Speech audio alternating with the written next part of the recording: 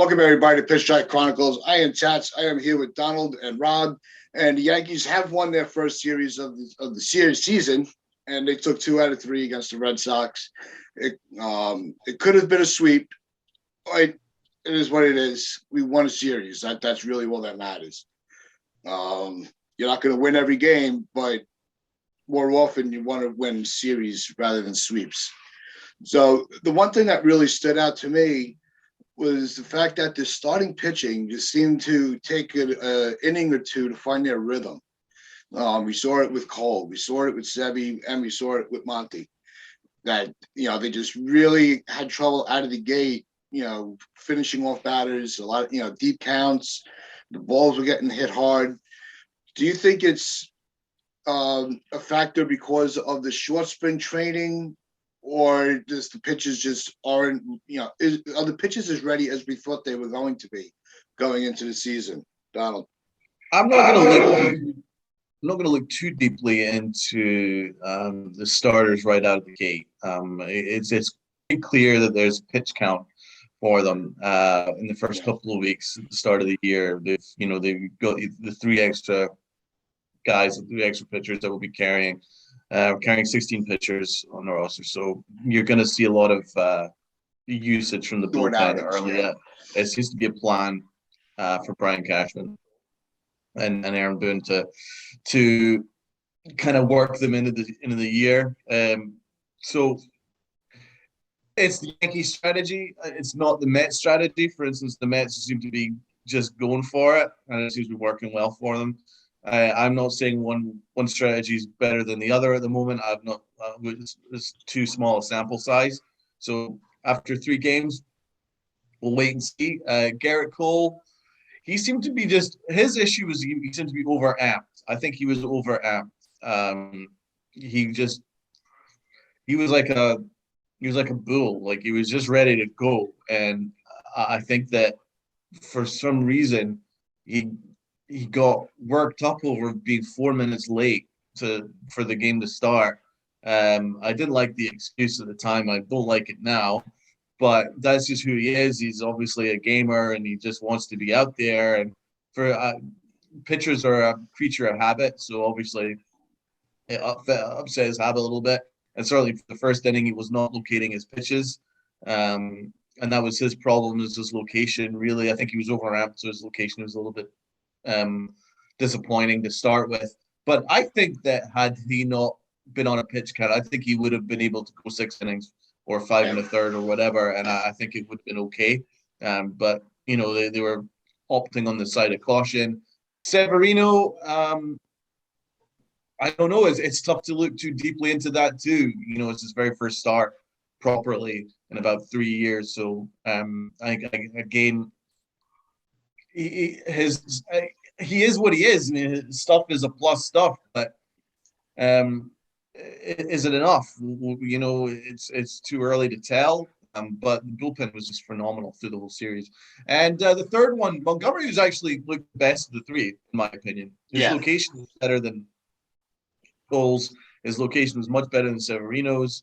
It was just his problem was that it was just really unfortunate that a ball hit him in his ankle area, and he really gutted that out, man. I mean, that's the way that he hit the ground and he was banging on the ground. I thought, this ball is hit directly on a bone. Maybe. Well, that's why we said in the offseason, I was really worried about him, but he got up, he gutted it out, and credit to him, man. I mean, his location. He wasn't. The pitches weren't finishing properly after the immediate part of the injury. But then it started to kind of settle down a little bit, and he did fine, man. I think that Montgomery looked the best of the 3. I'm not saying, obviously I'm not going to say that he's the best of the 3, just saying that his location was the best of the 3. And it is what it is. I think that the pitching was not a problem at all in the series, including the starters. No, the bullpen was phenomenal. Yeah. No, I thought the bullpen really stood out. That's what we always expect to see out of our bullpen. The starters are going to keep you in the game, and you got to be lucky. You're going to be lucky if you get anything over on the bullpen.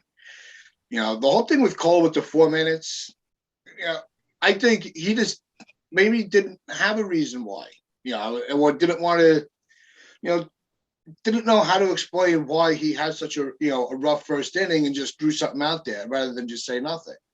He was better off just saying, it's just one of those things, and I'll have to work on, finishing off hitters more, rather than making a dumb excuse. Because everybody saw right through it that it was just to say something. We all know that 4 minutes for a guy with that, competitiveness is not a big deal.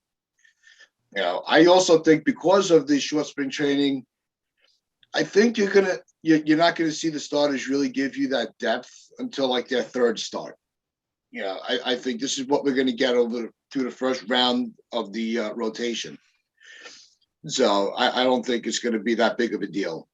And the bullpen is more than capable of carrying the brunt of the innings. We have enough arms, like you said. They have the expanded roster with the pitching.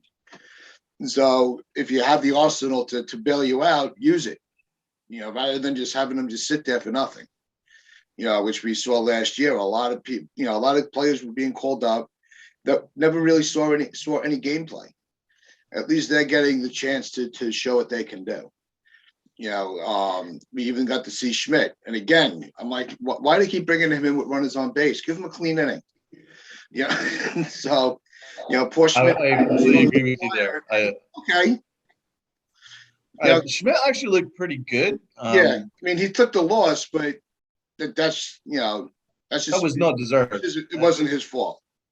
Aaron Boone kind of put him at gain in a no-win scenario. Again, and that's the situation.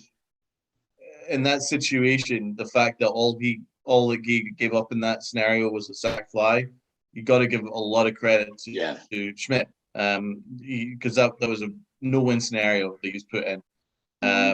But he showed a lot of guts. So even though he took the loss, I think that he should be very pleased with it. I think that's actually one of his best outings in a major league uniform since he's come up over the last little while. He looked the best, in my opinion. It was just really unfortunate that Boone put him in that scenario. I think in a clean inning, he'd been absolutely fine.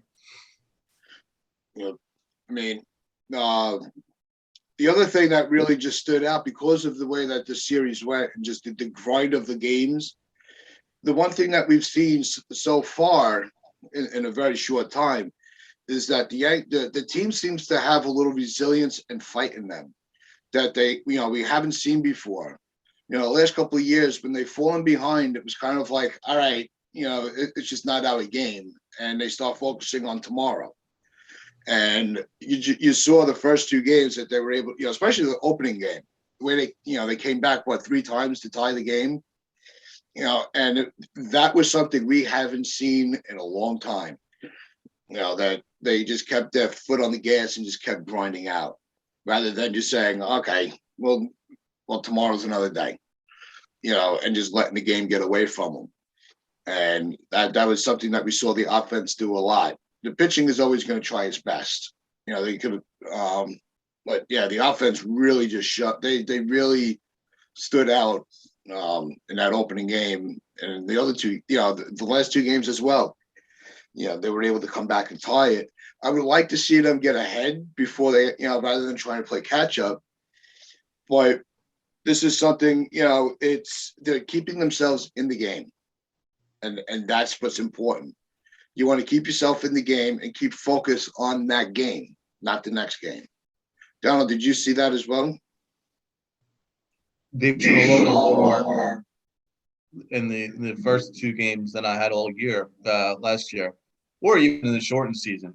Just a little bit more urgency. I definitely saw urgency, and I saw some clutch at bats in the first 2 games, and a game that was very, very minimal from what I saw in the last 2 years. So, and I'll take that as a positive. There's certainly some positives to take out of the series. I certainly like that they showed a little bit more urgency, because they looked like they had no urgency at all last year. All 162 games, including the wild card game, there's no urgency. So the fact that I'm already seeing a bit more urgency in this series is a positive sign. So no, I think I would. I think I'd agree with that. I saw some troubling things in Game 3, which we'll get into later on. But in Yeah, the first two games, yeah, I saw some positives. Yeah, no, it's a lot of people focus on the negative because it wasn't a sweep, and Cole having a rough first inning, and Cole sucks now, and it's all garbage. There was so much positive to take out of the series, that it definitely all the negative stuff gets washed away. Rob, what's your quick take on how the series, the opening series? Pitching wise, I'm not too upset about anything. The bullpen is great. The more Italians, the better. Mariancino, whatever the heck his name is. Cole's very whiny. Very whiny. Like, I don't like that he said that. Like, just say that the Red Sox got the better of you that inning, because clearly he found his stuff in the second and the third. He was like the Cole old. To blame that rough start on 4-minute delay is just unbelievable. Montgomery, I'm okay. I would have rather them not risk it for Game 1 by sending him back out there, but he powered through it. And Sevy, he didn't get help from his defense in that second inning. He looked great in the first. Defense kind of let him down the second. He ended up giving up a couple. And I think that over their next couple of starts, you'll see them get stretched out more. And this is why the bullpen does have, 11 arms in it right now. So this is exactly what we knew it was going to happen. Offensively, Rizzo's a monster. Stanton's a monster. Judge is off to a good start. I don't want to see Aaron Hicks on the field ever again with runners on base. And yeah, I think it's a good series though. We took 2 out of 3. Could have swept them. We could have easily have lost all 3. So that's just how Yankees Red Sox go. You take whatever wins you can get against these guys, because we saw last year, one more win, we would have been hosting the wild card. So we need all the wins we could get against our division rivals, and just hope that they can take whatever momentum they had, keep it moving into this series. Because if Toronto is the bully that everyone says they're going to be, let's stand up to the bully. Let's beat them this series. I want to see them do it. 4 games, at least split. I don't want to see us get bullied like we did last year by them. So let's we'll get into the Blue Jays in a little bit. But I mean, we talked about some of the defensive miscues. Another, it almost seems like for IKF was just really. He had times where he looked very comfortable, and then there were times where it looked like he was,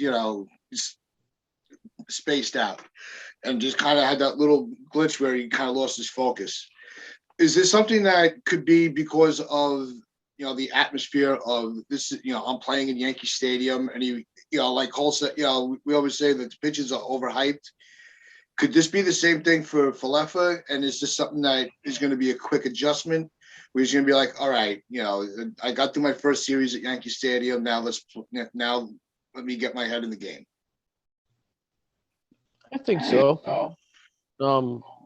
He's a third baseman playing shortstop, so he's not great analytically at short. He's much better at third, so it's a learning curve, which kind of goes against everything that we're doing in the offseason. But anyway, I think he'll be fine, because we saw he's got better range than Glaber did all last year and the year before.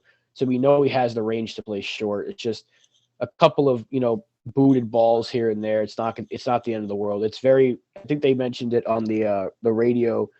It's very reminiscent of what happened to Didi his first year. That's exactly what I thought. So it's going to be okay. I think he'll be fine. What's very important is that everyone around him so far looks fine. So once he gets going into a rhythm, it'll be fine, because Glaber looks great at second. Donaldson's looking fine at third, and we know Rizzo is going to do his job at first. So, and we don't even have to talk about LeMahieu, because he's just LeMahieu. Yeah, so once Falefa gets comfortable, it's probably nerves. He's a Yankee fan. He's Yankees Red Sox first series. He's in the Bronx. He's hearing his name get called in the roll call. It's probably just nerves. Trevor Story also didn't look too great in his first series for Boston. So it's 3 games. I'm not going to start getting off the train. Apparently that's a thing. Stick with me if you're still on IKF's hype train or some nonsense that Twitter does. I don't know. He'll be fine. We know what we got with him. A good defender and a guy that's going to slap some hits around here and there. He'll be fine. Yeah. Donald, Rob brought up Anthony Rizzo. And what could, because you were a guy that really, you were leaning more towards Freeman.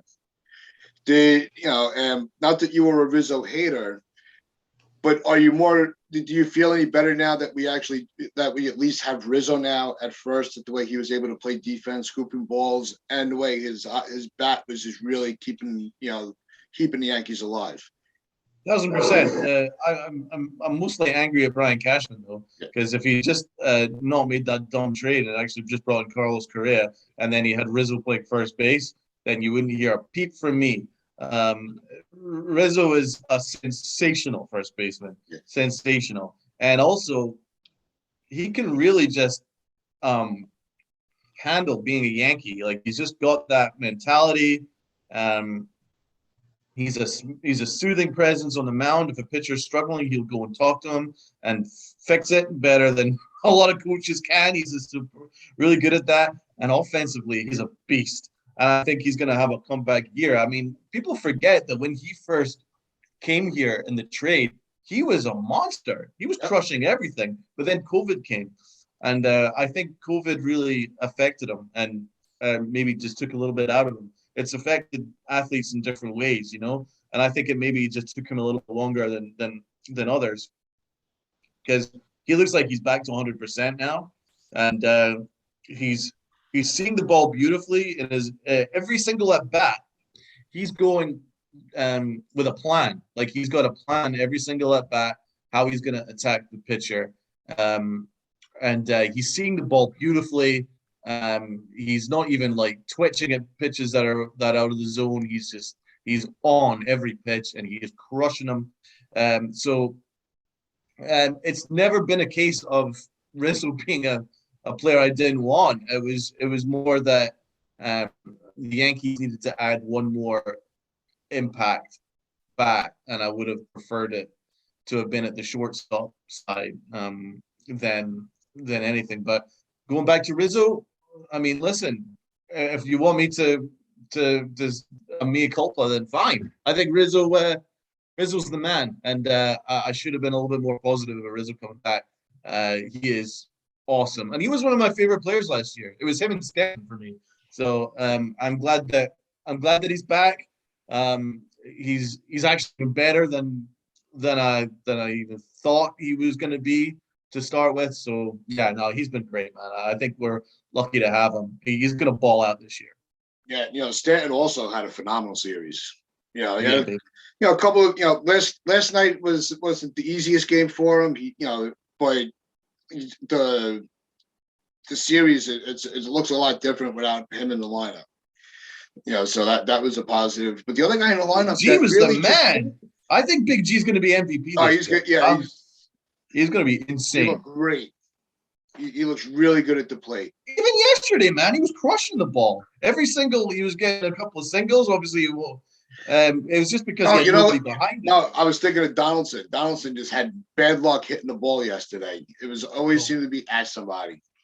Donaldson looked at a couple of strikeouts. He just looked at strike 3 like, oh. Donaldson had no idea what planet he was on yesterday. He had that one, because I'm listening at, I'm only listening on the radio because of the ESPN game, but it was almost, there was it probably was near the end of the game where he had that line drive that was just snagged, and I'm like, yeah, that sounds that's very Yankee like, because that.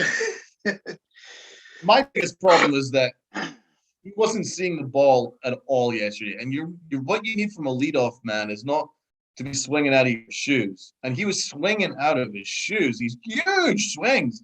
And I'm like, bro, just get on base. That's all we're asking you to do. And that's why I don't believe he's a ledaoff hitter. He's not a leadoff hitter for me. That at-bat in the extra innings in game 1, that's what we need from him.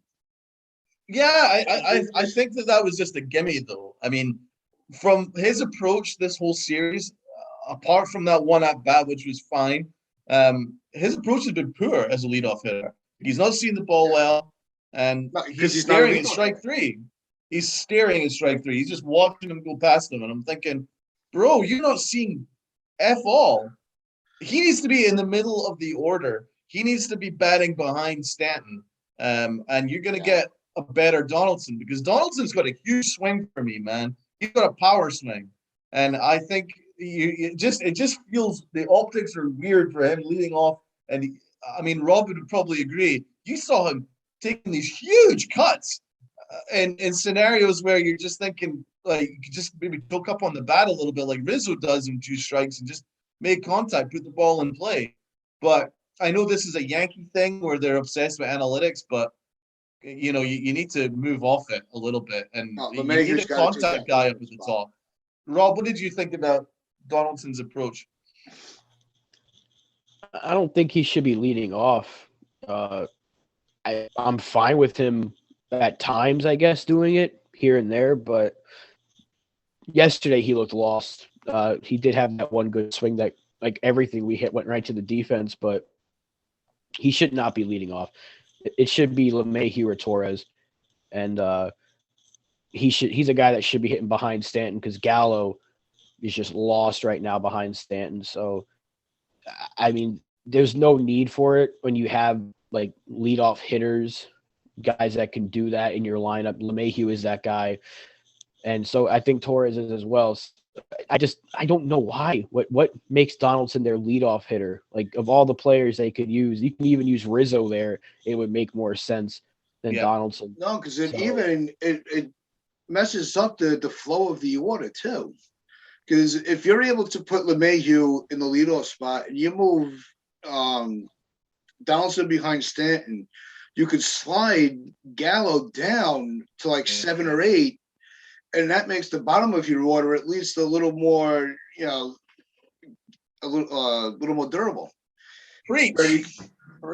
And then with Gallo's ability to get on, to work walks, he's going to strike out a lot. We know that, but he's going to see a ton of pitches, and that keeps the pressure on the opposing pitching, because that means that there's now no more easy part of our lineup that they can get that quick inning.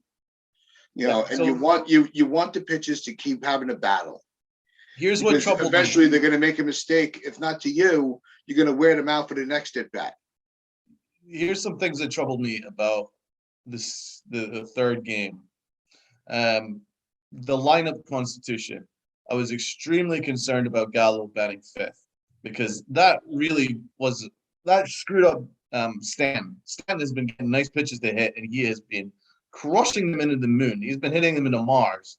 And then putting Gallo 5th made it very difficult for him to get the kind of pitches to hit as he was before, because that there's not any protection outside of Stanton. So the pitcher doesn't he can't challenge Stanton. He can just wait for Gallo, because Gallo's hit nothing. He's not hit nothing since he's arrived as a Yankee last year.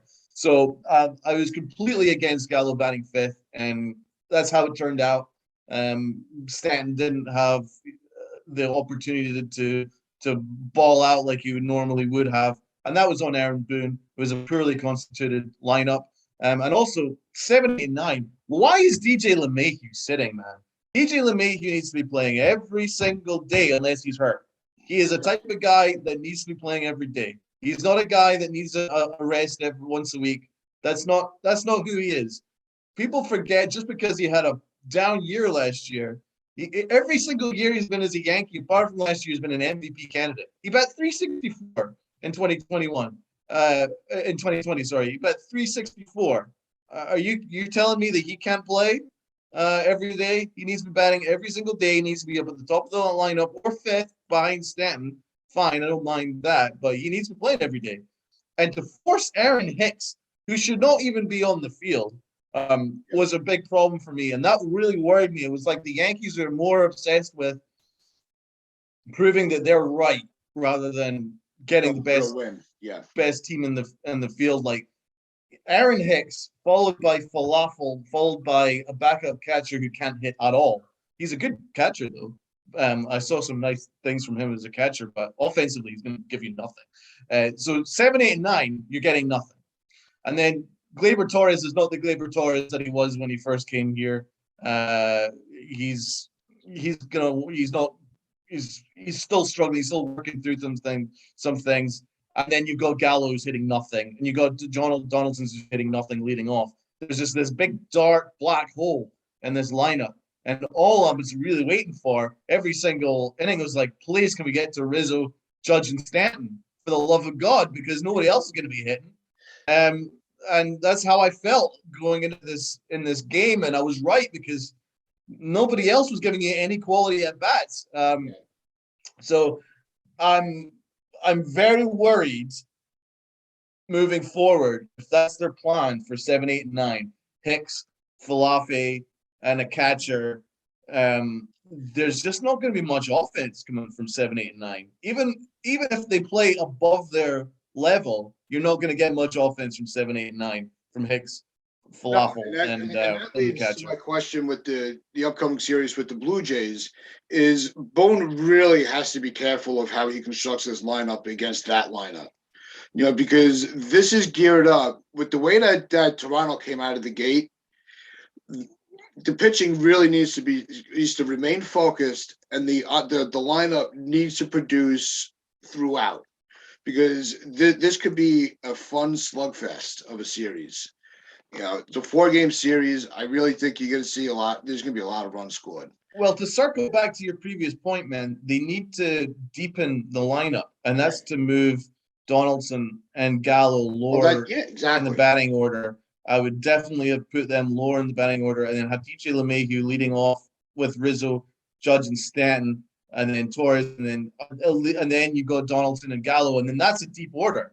Then you don't have to worry so much about Falefa and the catcher. Then they could just give you what they give you, and it's not such a problem. But if you're just after the first 4 guys and there's just 5 through 9, just nothing, it's not like the wild card game. So they need to definitely deepen the lineup. They need to stop kind of thinking that Gallo is better than he is. You need to put him in a position where he's comfortable, and then he starts hitting, and then you can start moving him up in the order. At the moment, you just got to just take what he gives you, which is not a lot. And Aaron Hicks, he's an abomination. And you were angry at me last time when I said he sucked, but he does suck. And I want you to tell me that he sucks. It's one. I had a lot of fun messing with you that day. I really did. But he sucks. I'm not a Hicks fan. And I was hanging out on Twitter Spaces last night with a bunch of guys, and if somebody had asked me, I said, actually Spencer was in the room too, and they're like, what's your real thoughts on Hicks? And I'm like, well, Hicks shouldn't be an everyday player. I'm like, I was willing to give him a chance, but if this is what we're going to be getting out of him, he needs to be what Brett Gardner was supposed to be. Just that bench outfielder that you use maybe for a defensive switch, or a late inning, an extra inning move, to get somebody off their feet. He's got to be your 4th outfielder. He cannot be the everyday. That's how I really feel about it, because he hasn't shown anything. His history, his injury history hasn't shown that he can be productive at all. It's just another version of, There's no planet that Florial couldn't have done what Hicks did last year. Exactly. Hicks bat 190 last year. You're telling me Florial bat 300 in the short time that he was here last year. And you're telling me that he can't do what Hicks has done so far this year, which is 0 or 2 singles and then a whole ton of strikeouts? Florial can do that. I mean, listen, it's like Hicks is not a $10 million player. You guys have been listening to me you guys have been listening to me since the beginning, begging for Florial to get a shot. Yeah. And when is this? If you're not going to play him, just move from him already. They should have just moved on and given him a chance somewhere else. I'm just really worried that they're going to force Hicks as much as possible, because A, they don't have a backup center fielder, and B, they're obsessed with showing that they're right, like they tried to do with Torres last year at shortstop. And I mean, I'm worried that they're going to make DJ LeMahieu a utility guy. I'm really worried about that. Like a game where DJ LeMahieu isn't playing is a game that the Yankees have screwed up. Their win percentage goes down significantly without LeMahieu. Exactly. Especially if you go in LeMahieu, Hicks over LeMahieu, your win percentage drops. But that's the problem with the way that Cashman put together this roster. I didn't agree with it. That's why I wasn't being overly negative. It just didn't make a whole lot of sense. I don't think the team made a lot of sense. There was more question marks than negativity. Yeah, and remember when the trade first happened, the first thing that you said, Tats, was this needs to be a precursor to a future move. If this is it, then there's going to be more questions and answers. And this was it. Yeah. And so there are more questions and answers because now you've got two quality second basemen in Torres and LeMahieu that both need to be on the field and they're not. And you got a third baseman playing shortstop, and they traded away a third baseman to play shortstop. It was just as good as Falefa. In fact, I prefer him to Falafel. It's just weird. And then Donaldson, I mean, you just saved the $26 million. Go get Correa. Did you see the shot that he hit for the Twins in the upper decks? I mean, the dude I saw Sanchez's bat flip, fly out. Yeah, no, he did hit a grand slam, to be fair to him, yesterday. But I just there's this. The fact that Correa is not a Yankee really still gets my goat. There's no excuse for it, especially with the way Falefa has struggled coming out the gate. Correa would have been just perfect. Yeah. What do you think? Do you think a sweep is a split is the best case scenario for the weekend? Yes, 100%. Rob, what do you think? The week, it's Monday. I want to take the series, but at best case scenario is obviously always a sweep, but realistically, it's take the series or split. You don't want to lose, not at home. You because we're gonna have trouble when we go to Canada because of other restrictions. Yeah, but so when we play them at full strength, we have to beat them. If the Yankees want to show that we can win this division, which I do think we can, you got to beat Boston, you got to beat Toronto, you got to beat Tampa, and you got to do it consistently. You don't have to beat them every game, but you have to play them tough. You can't get beat up. And then, of course, when we play Baltimore, you got to beat the crap out of them. But, yeah, Toronto, we have to at least split in order for us to be like, okay, we're on par with these guys. We can't get embarrassed like we were plenty of times last year. Yeah, last year there were a lot of games in the division. We never even showed up. So they need to take the momentum from winning the opening series against the division opponent in Boston into the Toronto series and just keep the ball rolling. Don't get complacent too early, because that's when you start really.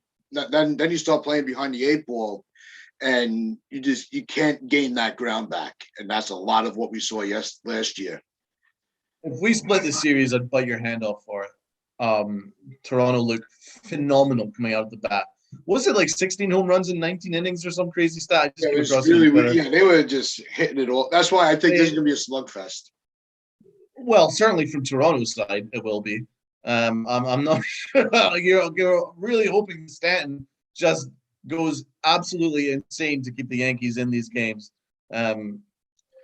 He's just been on another level. Like, I'm so excited about Stanton. Like, he is the man, and I think he's going to crush it this year. I think if the Yankees get 2 out of 4, they'll be delighted because then they get 2 out of 3 against Boston. Then you can feel pretty positive about a really difficult start to the year. Then you go Baltimore coming after that. You should be taking Baltimore to school. And then the Yankees will be feeling pretty positive about the way that they've come out the gate. They don't have series to take off. It's a 4-team division. Every game counts from here on out. Every game does count. You can't take games off. I know that sounds really crazy considering it's a long season, but I've never come across a year quite like this where you go 4 teams that are very similar. Yeah. that are all vying for the division. At the moment, Toronto, for me, are the class of the division. They are better than the Yankees. And Boston, I think the Yankees are slightly better than Boston. I think the Yankees should have probably swept that series.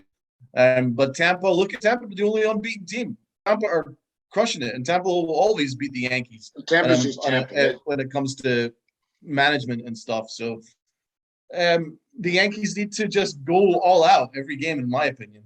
Yeah. No, it's gonna be. I think it's just gonna be a fun series. It really is.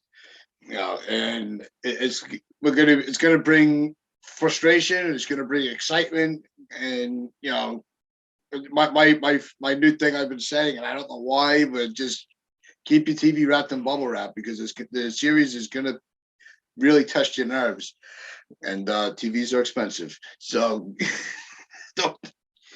That's showing your anger issues there, man. You know what? It's just been the last week or so. It's been a really different me off camera. Why are you trying to throw things at your TV? Your TV's your friend, man. I have no patience for shit no more. TV is your friend, man. That is my friend. Oh yeah, it's my lifeline, really. Without the TV, I don't know what the hell's going on to do these shows. TV is a friend. Protect the TV. Just use anything else. Just sit back, enjoy baseball. It's going to be a good series against Toronto. The Yankees are equipped to come out on top of it. The same thing with Toronto. Toronto could easily, win the series as well. So look for the positives in it. Don't focus too much on the negative. Who's your MVP for the series? Rizzo, or Stanton, or anybody else? Rizzo. Okay. Yeah. Rob? Can't really go wrong with either choice. Yeah. They were both fantastic. Probably Rizzo, because he was always bringing in the runs, even last night. Then Stanton also brought in a run. So it's Rizzo got the edge because of his glove. He saved a lot of balls in the dirt. Stanton for me. But yeah, Rizzo's phenomenal. Rizzo's the MVP for game one, but then Stanton has just been insane. That home run where he hit it to Mars, that was like Babe Ruth. Like, that was the kind of power. Like, it's very rare these days, that I'm getting older and more cynical, for me to literally be left breathless, speechless from a home run, and that's what Stanton's shot did. I literally went, oh my God. That's the kind of power that we're talking about. I was left like, wow, what just happened? That's just incredible power that he produces. I've never seen anything like it, even from Aaron Judge. So that's just insane what Stan just did there, man. That's going to Mars. I'm pretty sure that's still flying. So I'm really excited about Stanton this year.